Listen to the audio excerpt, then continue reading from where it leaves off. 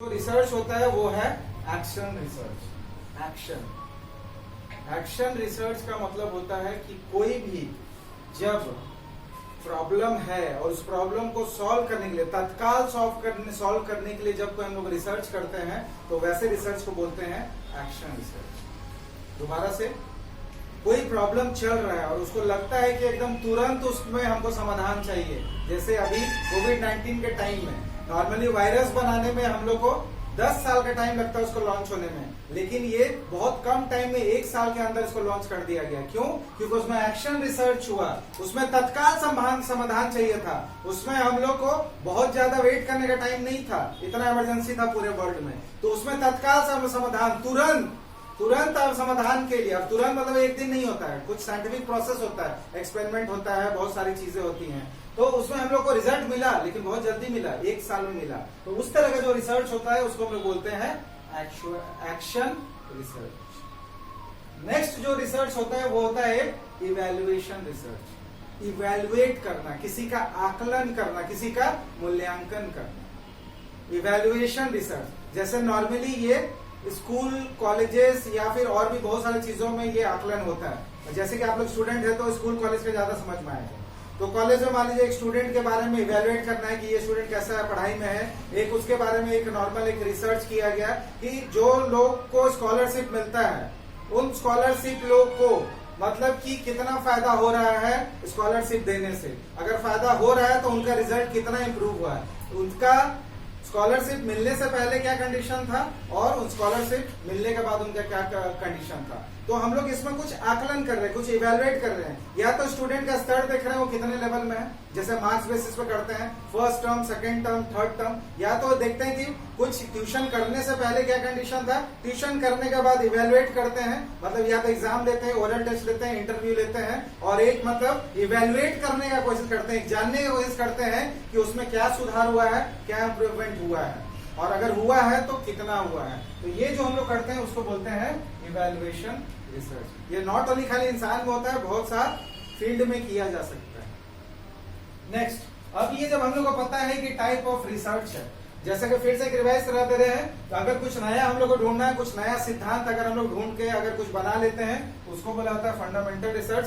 पहले से कुछ सिद्धांत बना हुआ है, उसके बेसिस पे कोई रिसर्च कर रहे हैं तो बोलते हैं अप्लाइड रिसर्च। तत्काल समाधान के लिए जो रिसर्च करते हैं उसको हम लोग बोलते हैं एक्शन रिसर्च। किसी का परफॉर्मेंस जानने के लिए उसका क्या ये है, उसका किसी का आकलन करने के लिए जो रिसर्च करते हैं उसको बोला जाता है इवैल्यूएशन रिसर्च। नेक्स्ट, अब हमको पता चल गया ये कौन सा रिसर्च करना है। वो डिपेंड करता है, हर आदमी का अपना अपना रिक्वायरमेंट होता है, हर कंट्री का, हर देश का, सबका अपना रिक्वायरमेंट अलग होता है। तो एक बार जब डिसाइड हो जाता है कि कौन सा हमें रिसर्च करना है, तो रिसर्च करने के बाद फिर हमारा एक मेथड ऑफ रिसर्च होता है, क्या विधि इस्तेमाल करना है, कौन सा तरीका से हमको रिसर्च करना है।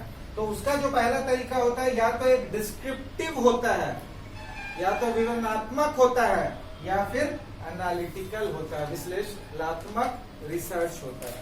इसमें जैसे है कि इसमें हम लोग एक वर्णन तरह का करते हैं, उसमें डिस्क्राइब करना है, कुछ कर नहीं सकते हैं। जैसे हिस्ट्री का, हिस्ट्री में आप ज्यादा कुछ नहीं कर सकते उसमें रिसर्च, पहले किनका जन्म हुआ था, उनके बाद कितना ये क्यों हुआ, आप उसको डिस्क्राइब करके एक तरीके से करके उनको डिस्क्राइब कर सकते हैं। उनके काल में क्या क्या होता था, उनके काल में क्या क्या हुआ, उसके बाद उनके में क्या बढ़िया काम हुआ, उनमें क्या खराब काम हुआ, कौन सा राजा में या फिर कौन सा ये प्राइम मिनिस्टर के टाइम में, वो सब एक हम डिस्क्राइब कर सकते हैं। उसको हम लोग एक हिस्ट्री का तरीके से, उसको एक अलग तरीके से, अलग एंगल से, जो हमारा पढ़ने का जो मकसद है उस मकसद के हिसाब से उसको हम उस फॉर्मेट में जब हम लोग रिसर्च करते हैं तो उसको बोला जाता है डिस्क्रिप्टिव रिसर्च। एनालिटिकल का मतलब होता है कुछ एनालाइज करना, कुछ मतलब विश्लेषण देना, मतलब कुछ समझाना। अब तक जो चीज नहीं हो गया है, कोई चीज लोगों को नहीं पता है, तो वो चीज हम लोग उनको समझाते हैं। जैसे फॉर एग्जाम्पल, अगर एक उदाहरण हम लोग लें, अगर हम लोग को ये चीज अगर बताना है कि कोविड-19 के आने के बाद अगर जो स्टूडेंट्स है उनका घर में रहने के बाद जो उन लोग खेलने का टाइम है क्या वो बहुत ज्यादा बढ़ गया है, क्योंकि यहाँ पे कंडीशन और भी आता है कि लोगों को आउटडोर दाना बंद हो गया, तो क्या उन लोगों को खोलने का टाइम अभी भी बढ़ गया है या फिर कम हो गया है। और अगर खेलने का जो प्रोसेस है वो अगर होने के बाद अगर जो उन लोग का जो आउटडोर एक्टिविटीज है उस आउटडोर एक्टिविटीज में नहीं जा रहे हैं तो उनके हेल्थ में क्या इफेक्ट हुआ है। तो कुछ हम एनालाइज लगा रहे हैं। मान लीजिए एक एनालिसिस करना है कि कोविड 19 के कारण नहीं, लेकिन कोविड 19 का एक साइड इफेक्ट, कोविड 19 के कारण बच्चों को घर से बाहर जाना थोड़ा सा मना हो गया, रेस्ट्रिक्शन हो गया, लेकिन इसकी वजह से उन लोग का जो स्पोर्ट्स खेलते हैं, बच्चों का एक पता है कि एक आदत होता है खेल कूद करेंगे इससे शरीर एकदम अच्छा रहता है, हेल्दी रहता है, प्लस इससे हमारा दिमाग भी अच्छा काम करता है। तो क्या कोविड 19 आने के कारण जो बच्चों का खेलने के लिए बाहर जाना बंद हो गया, तो उसके कारण क्या उनके हेल्थ में डाउन आया है? और अगर हेल्थ में डाउन आया है तो फिर कितना डाउन आया है, कितना इफेक्ट है? क्या वो कोविड 19 के कारण इफेक्ट आया है कि वो घर में पड़े पड़े थोड़ा सा घर में उनमें एक थोड़ा सा घर में रह के बोर हो गए, उनका शरीर पे हाथ पांव उतना हिल नहीं पा रहा है, इंडोर गेम खेल के मतलब लूडो खेल के, कैरम खेल के, या फिर और भी दिमागी वाला कसरत वाला गेम खेल के अगर उनका क्या हेल्थ में क्या हुआ है, क्या इफेक्ट हुआ है, ये चीज अब हम लोग को डालना है। एक रिलेशन जो अब तक नहीं पता है, वो रिलेशन अगर कुछ नया ढूंढना चाहते हैं हम लोग, दो वेरिएबल, एक इंडिपेंडेंट वेरिएबल और एक डिपेंडेंट वेरिएबल लेके जब हम लोग कोई रिसर्च करते हैं तो उस टाइम होता है एनालिटिकल रिसर्च। नेक्स्ट जो मेथड होता है वो या तो एक्सपेरिमेंटल होता है या फिर ऑब्जर्वेशन। अब एक्सपेरिमेंटल दो तरीके का होता है, एक वो एक्सपेरिमेंटल जो लेबोरेटरी में होता है, दो टेस्ट ट्यूब ले लिए और दो टेस्ट ट्यूब में एक केमिकल है दूसरा केमिकल है, थोड़ा सा डाले तो क्या हुआ, और थोड़ा डाले तो क्या हुआ, और डाले तो क्या हुआ, और कोई और दूसरा भी डाल दिए तो क्या हुआ। तो वो एक लैब में होता है जो एक कंट्रोल होता है, ठीक है। एक दूसरा होता है कि सोशल साइंस में जो हमारा रिसर्च होता है, जो हमारा इकोनॉमिक्स से जो पार्ट है वो सोशल साइंस है, और सोशल साइंस का भी रिसर्च एक साइंटिफिक तरीके से होता है, क्योंकि हम लोग भी साइंस का तरीका है। साइंस का मतलब क्या होता है? साइंस का मतलब होता है कॉज एंड इफेक्ट, कारण और परिणाम। कोई चीज हो रहा है किस कारण से हो रहा है, मतलब कुछ परिणाम है तो उसका कारण क्या है। तो एक्सपेरिमेंट करते हैं हम लोग, जैसे कि अभी हम बताएं कि कोविड 19 के कारण लोगों का जो आउटडोर जाना बंद हुआ, उसके कारण उनका हेल्थ में क्या इम्पैक्ट हुआ। तो उनका हेल्थ में अगर इम्पैक्ट हो रहा है तो उसका कारण क्या वो बाहर नहीं जाना था, या फिर उनका कोविड 19 के कारण हुआ, या फिर क्या हुआ उनको धूप नहीं मिल पा रहा है सफिशिएंट, या बाहर का बढ़िया ऑक्सीजन नहीं मिल पा रहा है, क्या कारण है, या बहुत ज्यादा मास्क पहन रहे हैं उसके कारण दिक्कत है, क्या दिक्कत है। तो वो जो एक्सपेरिमेंट करके जो हमारा रिजल्ट आएगा वो तो जो आएगा सो आएगा, लेकिन वो जो तरीका अप्लाई करते हैं, हम कुछ एक्सपेरिमेंट कर रहे हैं, कुछ हम चेक कर रहे हैं। और सोशल साइंस का एक जो रिसर्च होता है थोड़ा सा तकलीफदायक होता है। कैसे? लैब में हम कंट्रोल कर सकते हैं, इसको थोड़ा सा डालना है डाल दिए, लेकिन सोशल साइंस हम लोग इंसान हैं। अब आप बोल दीजिए कि खाली मास्क वाला इफेक्ट देखेंगे कि मास्क से क्या हो रहा है, उनके साथ हम बाकी चीजें भी चल रही हैं, जैसे घर से बाहर भी नहीं जा रहे हैं, उनको धूप नहीं मिल रहा है। तो अगर हमको एट ए टाइम एक ही चीज का इफेक्ट पड़ सकते हैं, दूसरे चीज भी वो कर रहे हैं, लेकिन हमको मान लेना पड़ता है कि वो चीज कांस्टेंट है।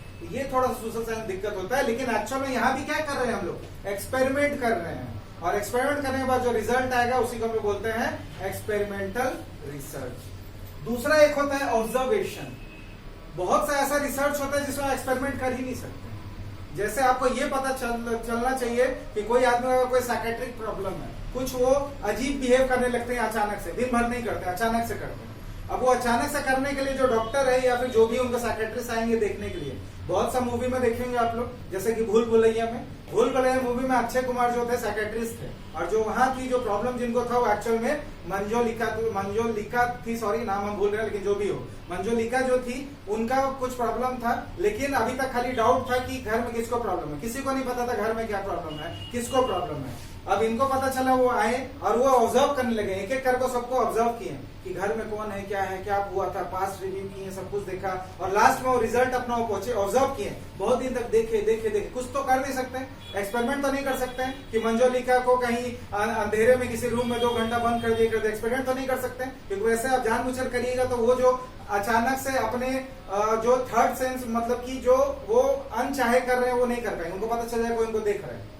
तो वो ऑब्जर्व किए, ऐसा भी ना पता चले, मंजोलिका को भी पता नहीं चले, बाकी मेंबर को भी पता नहीं चले, और वो उनको ऑब्जर्व कर रहे हैं, दूर से देख रहे हैं कि क्या कर रहे हैं, क्या एक्टिविटी हो रहा है। बहुत सारा कुछ देखे, ऑब्जर्व किए, एनालाइज किए, लास्ट में रिजल्ट आया, यहाँ कोई भूत प्रेत नहीं है, कोई दिक्कत नहीं है, यहाँ पे जो प्रॉब्लम था वो प्रॉब्लम किसमें था, वो प्रॉब्लम एक्चुअल में उनका दिमागी सोच में था। वो जो कोई स्टोरी या फिर वो किताब इतना गहराई से वो पढ़ लिए ताकि वो स्टोरी उनको खुद का लगने लगा और वो अपने आप को उसी तरह से बिहेव करने लगा। तो प्रॉब्लम यहाँ था। उस तरह का जो रिसर्च हम लोग करते हैं वैसा रिसर्च को हम लोग बोलते हैं ऑब्जर्वेशन रिसर्च।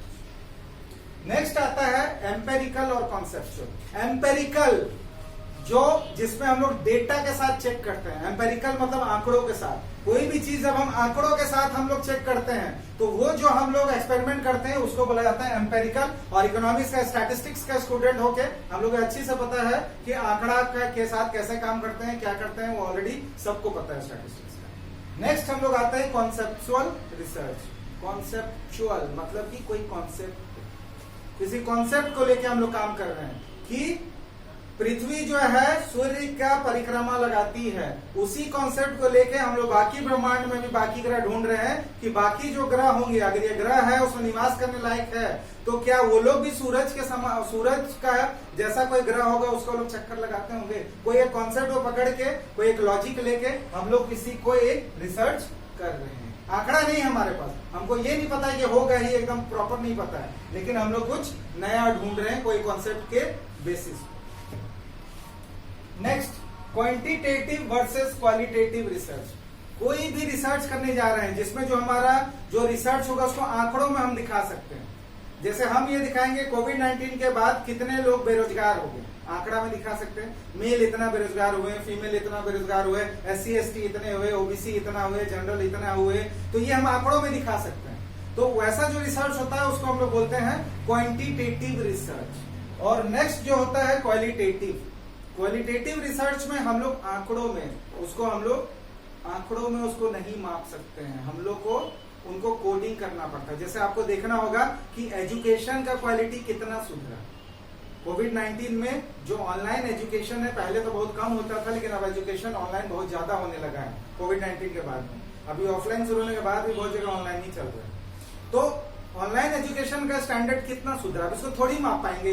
1 पॉइंट सुधरा, 2 पॉइंट सुधरा, इसमें हम एक कोडिंग कर सकते हैं। एक बोल सकते हैं कि इतना से इतना स्तर, एक लेवल बना देंगे, यहाँ पे यहाँ अगर ऐसा स्टैंडर्ड का रहा, कुछ उसमें क्राइटेरिया डाल देंगे कि लोगों का नॉलेज बढ़ा, वीडियो क्वालिटी कैसा था, ऑडियो क्वालिटी कैसा था, और प्लस लोग कितना समझ आ रहा है, वो एग्जाम देने के बाद लोगों को परफॉर्मेंस क्या है, अलग अलग चीजों में क्वालिटी बांट देंगे। उस क्वालिटी में ये कैटेगरी देंगे क्योंकि लोग एजुकेशन कितना बढ़ा उसमें आप कोडिंग कर सकते हैं। उनका क्वालिटी बढ़ा है ना, उनका आंकड़ा तो नहीं बढ़ा ना, आप आंकड़ा से तो नहीं दिखा सकते, तो उनका कुछ क्वालिटी है, क्वालिटी हम लोग को नापना है। और कभी भी हम लोग क्वालिटी नापना है तो हम लोग कोडिंग करते हैं। आगे हम लोग सीखेंगे अगले वाले वीडियो में कोडिंग एंड कोडिंग ये सब क्या होता है। ये जब हम लोग क्वालिटेटिव जब रिसर्च करते हैं तो उसमें हम लोग कोडिंग करते हैं। जैसे रेस्टोरेंट हम लोग जाते हैं, उसमें आप खाना खाने के बाद बहुत बार वो लोग लेके आते हैं कि सर अपना रिव्यू दे दीजिए। उस रिव्यू में रहता है कि कितना स्टार हुआ, 1 स्टार, 2 स्टार, 3 स्टार। उसमें तो आपको जो इतना मन करता है, आपको लगता है आप अपने मन से देते हैं, आपको तो कुछ बोला नहीं, वो आपको लगता है कि खाना बहुत बढ़िया लगा, बहुत संतुष्टि लगा, आप 5 स्टार दिए। किसी को वही खाना बहुत बढ़िया लगा लेकिन उसको लगा कि भैया ये 5 स्टार के लायक नहीं है, इसको हम 3 स्टार देते हैं। तो वहां पे ये वेरिएशन हो सकता है। जो जज कर रहा है, असेस कर रहा है, उस पे वो डिपेंड कर सकता है, उनका जजमेंट पे है कि वो डेटा कैसे एनकोड करते हैं, क्या करते हैं, इसका क्राइटेरिया अलग होता है। उसमें मेनली हम लोग आंकड़ों में नहीं दिखा सकते हैं, क्वालिटी को देखते हैं। तो ऐसा जो रिसर्च होता है, ये जो तरीका हम लोग अप्लाई करते हैं अपने शोध में, अपना रिसर्च में, उसको हम लोग बोलते हैं क्वालिटेटिव रिसर्च। तो इसी के साथ दोस्तों आज का जो हमारा टॉपिक है वो टॉपिक हमारा खत्म होता है। अगले वीडियो में एक नया टॉपिक के साथ हम लोग फिर मिलेंगे। तब तक के लिए अलविदा, धन्यवाद, जय हिंद।